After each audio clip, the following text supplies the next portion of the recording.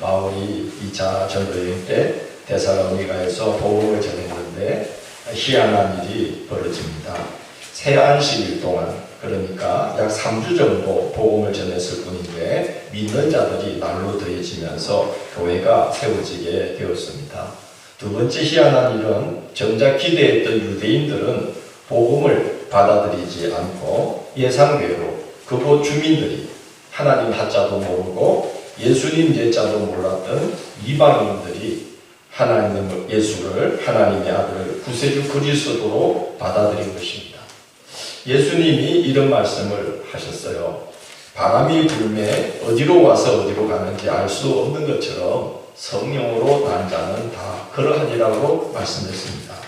성령께서 바람처럼 역사하셔서 언제 어디서 어떤 새바람이 불어올지 알 수 없고 또 어떤 일들을 행하실지 우리는 알 수 없습니다.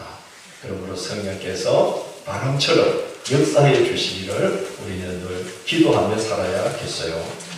바울은 동족인 유대인들에게 기대를 걸었습니다. 아무래도 하나님을 섬기는 자들이니까 복음을 잘 받아들일 것이라고 기대하고 데살로니가에 갔을 때에 먼저 유대인 회당에 들어가 복음을 전했습니다. 그런데 유대인들이 아니라 유대교로 개종하여 그곳에 있던 주민들이 말씀을 들을 때에 성령의 감화를 받아 예수를 그리스도로 믿게 되었고 그들로 인해 상당수의 지역 주민들이 예수를 믿게 되었습니다. 그러자 유대인들은 시기 질투가 일어나 동네 불량배들을 동원해서 주민들을 충동하여 바울과 그 일행을 고발하고 교회를 핍박했습니다. 성도들이 바울 일행을 급히 피신시켰는데 바울은 베레아를 거쳐 아테네로 가서 복음을 전한 후 고린도로 가면서 제자 디모데를 데살로니가 교회로 보냅니다. 성도들이 복음을 받은 지 3주 정도밖에 안 되었는데 이제 막 시작된 교회가 핍박을 받고 있으니 성도들이 믿음을 잃을까 또 교회가 무너질까 걱정이 이만저만이 아니었을 것입니다. 디모데가 고린도에 있는 바울에게 와서 데살로니가 교회의 소식을 전합니다. 바울은 깜짝 놀랍니다. 하나님이 아니고서는 설명이 불가능한 보고를 받았기 때문입니다. 우리도 그렇게 기도하기를 원합니다. 하나님의 이름이 아니고서는 설명이 불가능한 일들을 이루어 주옵소서.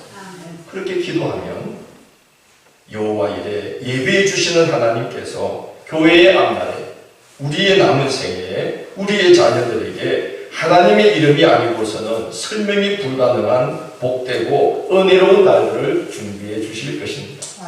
저도 60을 바라보는 그 마지막 겨울에 4개월간 저녁마다 금식으로 기도하면서 하나님 앞에 드린 기도가 그거였어요. 하나님 이제 60대의 목회, 남은 10년의 목회가 시작됩니다. 하나님의 이름이 아니고서는 설명이 불가능한 역사를 허락해 주십시오. 라는 기도를 오랫동안 드렸습니다. 왜냐하면 몸이 약해지니까요. 나이가 들어가니까요. 내 힘으로는 할 수 없는 것을 알게 되니까 하나님의 이름이 아니고서는 할 수 없는 일들, 설명이 불가능한 일들을 허락해 주십시오. 그렇게 기도를 드리며 60대의 목회를 준비했습니다. 하나님의 이름이 아니고서는 설명 불가능한 일들을 보고받고는 바울은 하나님께 영광을 돌립니다. 그것이 바로 이 구절입니다. 하나님의 사랑하심을 받은 형제들아 너희를 택하심을 아노라는 말씀입니다. 하나님의 사랑하심을 받는 가장 큰 증거가 무엇일까요? 무병장수, 부귀영화가 아니라는 겁니다. 하나님께 사랑받는 가장 큰 증거는 믿음을 주시고 믿음 위에 굳게 세워주시고 그 믿음을 평생토록 지키게 하시고 그 믿음을 전할 수 있게 해주시는 것입니다. 이것이 하나님께 사랑받는 가장 큰 증거입니다. 함께 해볼까요? 믿음을 주시고 믿음 위에 굳게 세우시고 믿음을 평생 지키게 하시고 그 믿음을 전할 수 있게 해주시는 것. 그게 뭐라고요? 하나님께 사랑받는 가장 큰 증거. 하나님께 복받은 증거다. 복 중의 복은 믿음의 복, 믿어지는 복입니다. 왜냐하면 믿으세요 그래도 이분들이 못 믿는 이유가 뭐겠어요? 믿어지지 않으니까. 우리 자녀들에게 신앙을 고면해도 애들이 어려워하는 이유는 아직 그 마음에 믿어지는 마음이 안 들어가니까 그런 거예요. 억지로 안 되는 거예요. 그래서 저는 깨닫습니다. 이게 믿어지는 게 복 중의 복입니다. 믿음이라는 게 큰 복이구나. 이게 사람 마음으로 되는 게 아니구나. 요한복음 17장을 보면 예수님이 십자가에 달리시기 전에 제자들을 위해서 이런 기도를 드려요. 나는 아버지께서 내게 주신 말씀들을 그들에게 주었사오며 그들은 이것을 받고 내가 아버지께로부터 나온 줄을 참으로 아오며 아버지께서 나를 보내신 줄도 믿었사옵나이다. 라고 기도합니다. 제자들은 하나님께서 믿는 마음을 주신 너무나 귀하고 복된 자들이기 때문에 그들의 믿음을 세상 끝날까지 보존해 달라고 예수님이 하나님 아버지께 간구하고 있습니다. 왜냐? 믿는 마음이 복 중의 복이요. 그 믿음을 평생토록 보존하는 것이 하나님께 사랑받는 증거이기 때문입니다. 그 기도에 이어서 예수님은 제자들의 말을 듣고 예수님을 믿게 될 모든 자들을 위한 기도를 드리는데 그때에도 믿음의 복 주시기를 간청합니다. 이렇게 기도합니다. 아버지여, 아버지께서 내 안에 내가 아버지 안에 있는 것 같이 그들도 다 하나가 되어 우리 안에 있게 하사 세상으로 아버지께서 나를 보내신 것을 믿게 하옵소서. 믿게 하옵소서. 하나님께 사랑받는 증거, 하나님께 복받은 가장 큰 증거는 예수가 그리스도요, 우리의 구주요, 우리의 생명이요, 우리를 영생으로 인도하는 분임을 믿어지는 것이 복 중의 복인 것입니다. 예수 그리스도께서 나의 죄를 씻기 위해 십자가에 달려 피 흘리시고 나를 새 사람 되게 하시려고 사망 권세 이기시고 부활의 능력으로 함께 하신다는 이 복음이 세상 그 무엇과도 바꿀 수 없는 보배로 여겨지는 것은 하나님이 주시는 마음이 아니면 불가능한 것입니다. 믿음의 복을 받은 자는 그 생명의 복음을 들을 때 가장 행복합니다. 믿음의 복을 받은 자는 그 복된 말씀을 읽을 때 가장 즐겁고 힘이 납니다. 믿음의 복을 받은 자는 그 복된 말씀을 전할 때 보람과 희열을 느낍니다. 하나님께서 사랑하사 믿음의 복을 주실 때 그런 세계가 열리는 것입니다. 믿음의 복을 받은 자는 복음 들을 때 제일 행복해요. 그래서 차를 타고 갈 때에도 뭘 틀어놔요? 말씀 틀고 또 뭘 틀어놔요? 찬송 틀고. 그냥 차 안에서 정 주지 않으리라 뭐 이런 거 틀고 막, 물론 가끔 틀어야지 졸립지 않다. 우리 성도들은 그러면 안 돼요. 뭐 들을 때 제일 기뻐요? 찬양. 뭐 들을 때 제일 신나요? 복음 들을 때. 그게 성도예요. 믿음의 복을 받은 자는 복된 말씀 들을 때 즐겁고 힘이 납니다. 근데 왜 졸고 계셔요?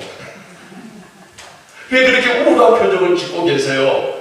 여러분, 이 시간 얼마나 복된 자리에 여러분 와 있습니까? 복 중에 복은 무슨 복? 믿음의 복이다. 믿어지는 복이다. 그 믿음을 지키게 하시는 복이다. 그 믿음을 평생 보존하는 복이다. 그 믿음을 전하는 복이다.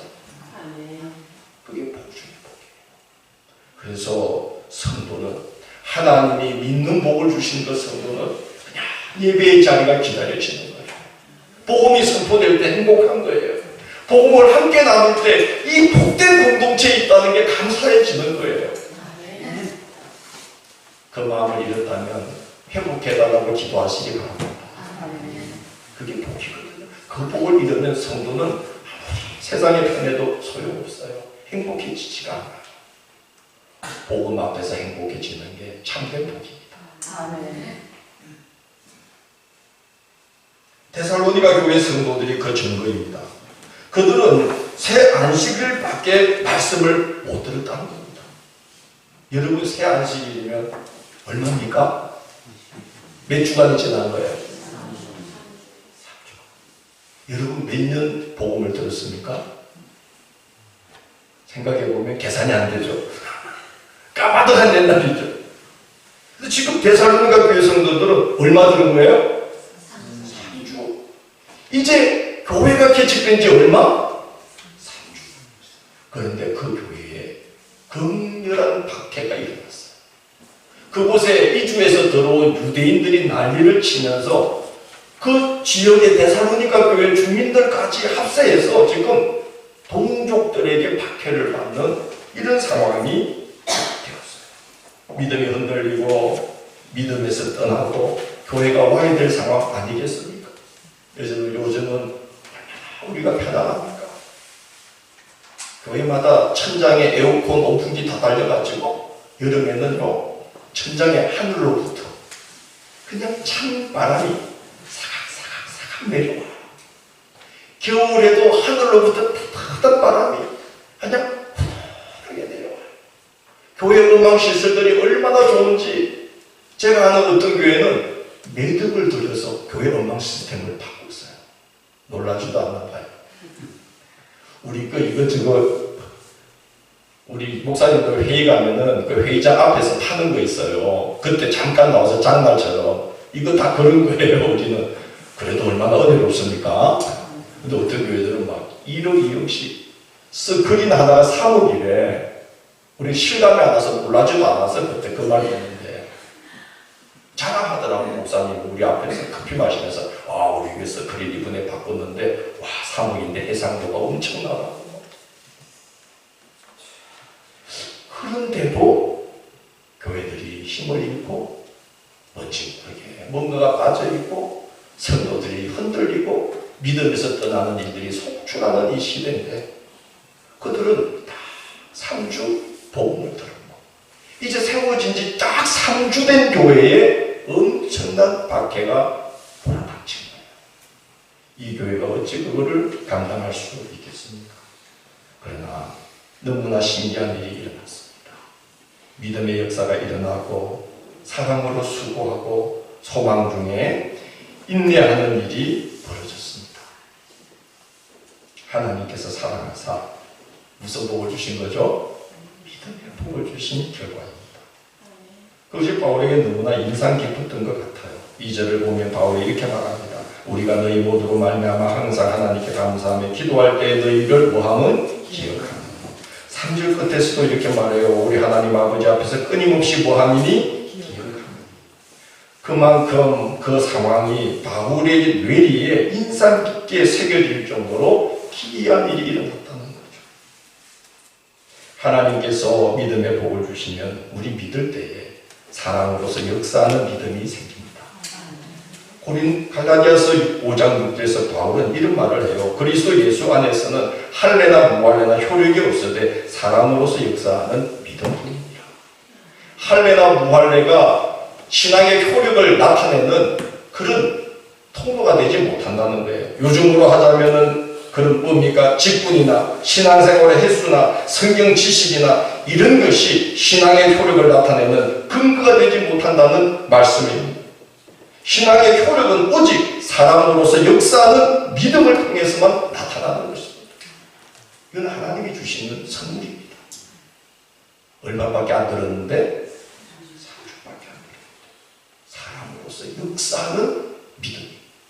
그들이 무슨 직분이 있었겠습니까? 그들이 무슨 성경 지식이 있었겠습니까? 그렇지 않습니까? 그러나 하나님이 은혜를 주실 때에 그들의 믿음이 효력을 발휘합니다.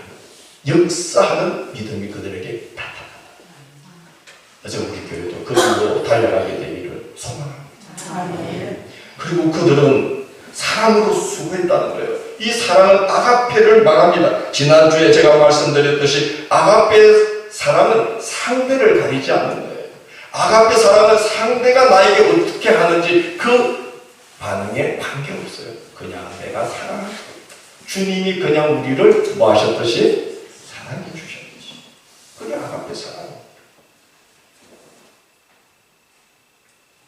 데살로니가 교회 성도들은 유대인과 동족들에게 협박을 받고 핍박을 받아 삶이 매우 고단한 중에도 교회 공동체를 위해 수고를 마다하지 않는 사람이 싹 됐다는 거예요. 그리고 주 예수 그리스도의 십자가와 부활을 생각할 때 그 아들을 통해서 그들 가운데 선한 일을 시작하신 하나님께서 주 예수 그리스도의 날이 이르기까지 그 뜻하신 바를 멈추지 않고 온전히 성취하실 거라는 소망을 갖게 되었습니다. 예수 그리스도의 십자가와 부활을 바라보며 우리 하나님이 예수님 안에서 행하신 그 일을 우리 안에서도 행하실 거라는 소망을 갖게 된 거죠. 그래서 지금 십자가와 같은 박해를 우리가 받고 있지만 부활의 능력으로 우리를 승리케 하실 거라는 소망 중에 인내하는 능력이 생기게 되었다는 것입니다. 그 소망이 그들로 하여금 핍박과 환난을 이겨내게 하여서 소망 중에 인내하는 성도로 세워졌습니다. 우리에게 이런 세계가 열린다면 믿음의 길을 걷는 우리의 걸음이 얼마나 힘을 얻게 되겠습니까? 서로를 위해 간절히 기도하기를 원합니다. 아멘. 믿음의 역사가 일어나고 사랑으로 수고하고 그리스도 예수를 바라보며 소망 중에 인내하면서 어떤 이런 어려움을 이겨내고 승리하는 믿음의 걸음을 걷게 되기를 원합니다. 두 번째 귀한 일은 그들이 말씀을 들을 때에 사람의 말로 듣지 않았다는 것입니다. 그 사실을 바울은 5절에서 이렇게 증거합니다. 이는 우리 복음이 너희에게 말로만 이른 것이 아니라 또한 능력과 성령과 큰 확신으로 되는 것입니다. 6절을 보면 데살로니가 교회 성도들은 말씀을 받는 태도와 마음가짐이 남달랐다는 걸 알 수 있습니다. 이렇게 말합니다. 또 너희는 많은 혼란 가운데에서 무엇으로 말씀을 받아? 성령의 기쁨으로 말씀을 받아. 여러분, 말씀을 받을 때에 사람의 말로 받지 않고 능력과 성령과 큰 기쁨으로 말씀을 받고 환난 받는 중에도 그 말씀 받는 걸 사모하여서 모여서 성령의 기쁨으로 말씀을 받을 때에 그 심령에 그 교회 위에 성령의 기름 부으심이 임했습니다. 갈라디아 교회가 그랬어요. 갈라디아 4장 13절 이하에서 바울은 그 사실을 이렇게 증거합니다. 내가 처음에 육체의 약함으로 말미암아 너희에게 복음을 전한 것을 너희가 아는 바라. 너희를 시험하는 것이 내 육체에 있으되 이것을 너희가 업신여기지도 아니하며 버리지도 아니하고 오직 나를 하나님의 천사와 같이 또는 그리스도 예수와 같이 영접하였도다 라고 말합니다. 바울이 사도로서 흠이 될 만한 큰 질병이 몸에 있음에도 불구하고 갈라디아 교회 성도들이 그걸 보지 않고 바울이 전하는 말씀을 천사의 말씀과 같이 받아들였을 때에 교회의 성령의 큰 역사가 나타났다는 말씀입니다. 그러다가 바울을 시기하는 이가자들로 인해서 바울을 향하여 마음문이 닫히자 성도들의 마음에서도 은혜가 식어지고 교회에서 성령의 역사가 소멸되고 말았습니다. 그래서 바울은 갈라디아서 4장 15절에서 탄식하면서 너희의 그 복이 지금 어디 있느냐고 안타까워합니다. 하나님의 택함받고 사랑받는 성도, 그런 교회는 말씀을 받는 태도와 마음가짐부터 하나님께서 사랑하실 만큼 남다릅니다. 그럴 때의 말씀이 심령에서 능력과 성령과 큰 확신으로 역사하여서 많은 환난 가운데에서도 성령의 기쁨으로 말씀을 받아 시험을 능히 이기는 신앙으로 세워지게 되는 것입니다. 여러분, 주일을 기도로서 준비하시기를 부탁합니다. 토요일은 주일을 위해서 뭐 하는 날? 충분히 주셔야 됩니다. 하나님 예배 중에 성령이 임하여 주옵소서. 우리가 말씀을 받을 때에 성령의 큰 기쁨, 능력으로 말씀을 받아들일 수 있게 하여 주십시오. 목사님의 말씀을 들을 때에 사람의 말로 듣지 아니하고 천사의 말과 같이 하나님의 말씀을 받는 마음을 우리가 허락해 주옵소서. 그럴 때에 우리 가운데 성령이 임합니다. 그럴 때 시험을 이깁니다. 그렇지 않으면 우리의 신앙의 무게를 깨지고 시험에 빠져들 수밖에 없는 것입니다. 어제도 여러분 이 부족한 종을 위해 기도해 주신 줄 믿습니다. 아멘이 약한 거 보니까 안 하셨군요. 중보해 주시기를 바랍니다. 왜냐하면 제가 부족한 걸 너무나 많이 느껴요. 세월이 갈수록 너무 느껴요. 그래서 여러분의 기도가 많이 반드시 필요합니다. 바울은 데살로니가 교회 성도들이 겪는 환난이 얼마나 극심한 환난인지를 표현하기 위해서 이 환난이라는 말에 덜립시스라는 헬라어를 사용합니다. 덜립시스는 포도주를 만들 때 포도를 포도주 틀에 넣고 발로 밟아 으깨는 것을 표현할 때 사용했던 말이 환난, 덜립시스라는 말이에요. 데살로니가 교회 성도들이 얼마나 힘든 상황에 처해 있었다는 겁니까? 그러나 감사함으로 말씀을 받을 때 그들 가운데 성령이 임했고 성령께서 박해를 능히 이길 선물을 성도들에게 주셨는데 그 성령의 선물이 바로 뭐였다는 거예요? 성령의 무엇으로 말씀을 받고? 기쁨으로 말씀을 받아. 그들이 말씀을 하나님의 말씀으로 천사의 말씀같이 받을 때에 하나님이 성령으로 함께하면서 선물을 주셨는데 그 성령의 선물이 바로 기쁨이었습니다. 기쁨을 뜻하는 헬라어 카라는 성령의 열매 중 하나인 희락을 뜻할 때에도 나타내는 말입니다. 오직 성령의 열매는 사랑과 그 다음 뭐죠? 희락이 뭐죠? 기쁨입니다. 하나님이 주시는 기쁨이 희락입니다. 우리는 성령의 열매인 기쁨을 받아야 됩니다. 기쁨을 받아야 됩니다. 그래야 우리는 이 신앙의 길을 힘차게 걸어갈 수 있습니다. 여러분 데살로니가 교회 성도들이 얼마밖에 말씀을 안 받고 세워준 지 얼마 된 교회? 그때 뭐가 임했어요?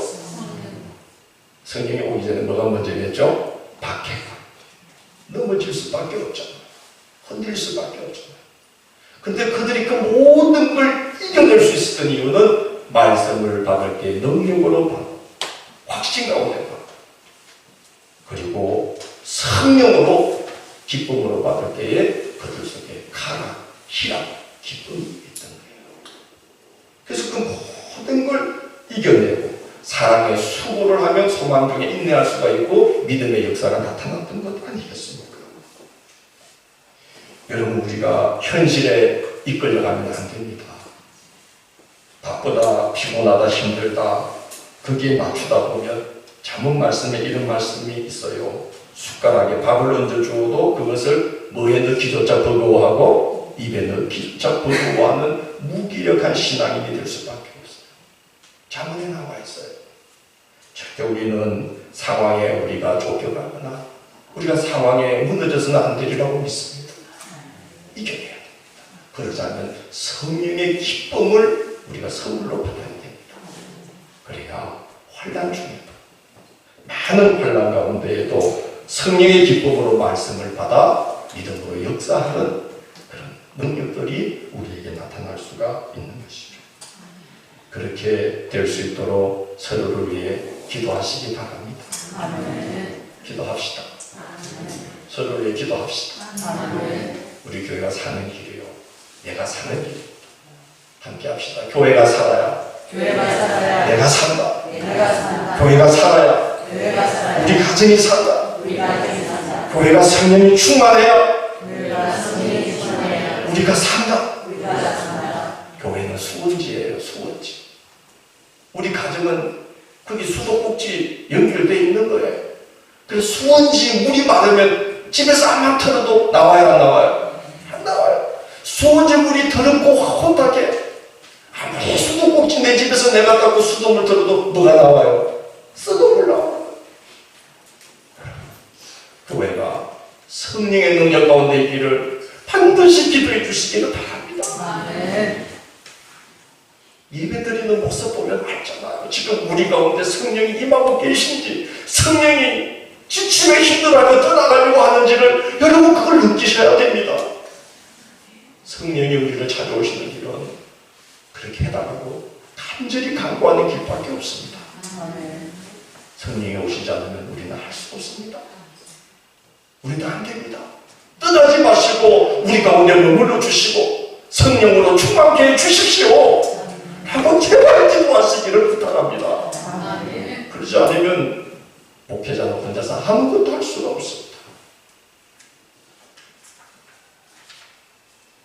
데살로니가 교회 성도들은 너무나 놀랍게도 성령이 임하니까 박해 중에도 기쁨으로 믿음의 길을 걸어갔대요. 3주밖에 안 된 거예요.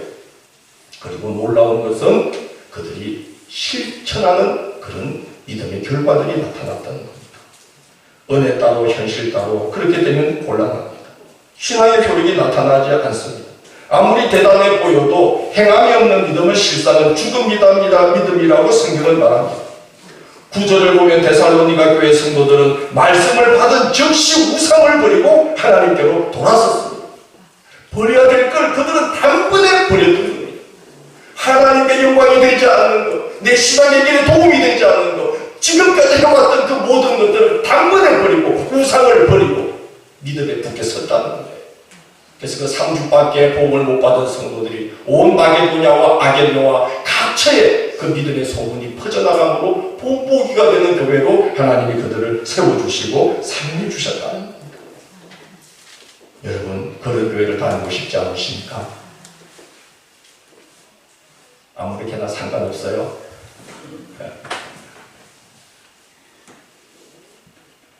그런 교회를 다니기를 원합니다. 나는 그런 교회의 목사가 되고 싶습니다. 그런 교회의 성도들이 됩시다. 우리가 함께 기도하면 데살로니가 교회에 성령이 임하여 행해 주신 이 놀라운 일들 우리에게도 열리게 될 거라고 믿습니다. 하나님의 사랑하심을 받는 형제들아, 너희의 택하심을 받으라. 하나님의 이름으로만 설명이 가능한 일들을 행해 주시는 이 한 해에 우리 교회의 역사와 우리 믿음의 행보가 되시기를 주의 이름으로 간절히 부탁드립니다.